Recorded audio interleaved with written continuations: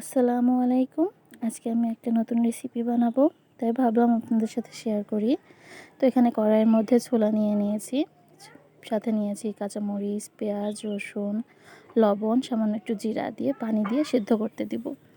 এখানে যখন আমার 100 ভাগের মধ্যে 80 ভাগ সিদ্ধ হয়ে যাবে, তখন আমি হলুদের গুঁড়া, ধনিয়া গুঁড়া আর একটু মাংসের মশলা দিয়ে দিব, আর সামান্য পরিমাণ সরিষার তেল দিয়ে ভালো করে এটা ভুনা করে নেব। আমি এখানে বেশি মশলা ইউজ করিনি, হালকা মশলা দিয়ে ছোলাটা ভুনা করে শুধু শুধু খেয়ে দেখবেন, অনেক মজা লাগে। তো আমি ছোলাটা ভুনা করে নিয়েছি, সাইডে রেখে দেব।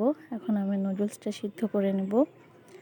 আমরা সচরাচর সবাই নুডলসটা খেয়ে থাকি, তবে এইভাবে একটু খেয়ে দেখবেন, অনেক মজা, মুখে লেগে থাকার মতো স্বাদ।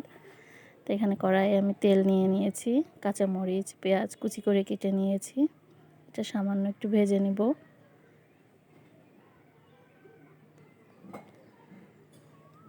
আমার এটা ভাজা হয়ে গেলে একটু ডিম দিয়ে দিব, ডিম দিয়ে একটু নেড়ে নেব। তারপর এর মধ্যে দিয়ে দিব নুডলসটা দিয়ে একটু নেড়ে এখন এখানে আমি অ্যাড করব সয়া সসটা সামান্য পরিমাণ দিব। সয়া সস দিয়ে একটু সামান্য নেড়ে নেব। এটা একদমই ভিন্ন স্বাদের, ভিন্ন রকমের নুডলস রান্না, তবে আপনারা একবার হলেও ট্রাই করবেন, অনেক স্বাদ হয়, মুখে লেগে থাকার মতো। নুডলসের মধ্যে মশলা থাকে, সেটা আমি এখন দিয়ে দিব। দিয়ে সামান্য এখানে নেড়ে নিয়ে এবার ছোলাটা দিয়ে দিব।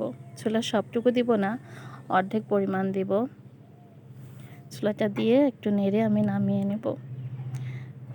তো হয়ে গেছে আমার আজকের ভিন্ন স্বাদের, ভিন্ন রকমের নুডলস রান্না।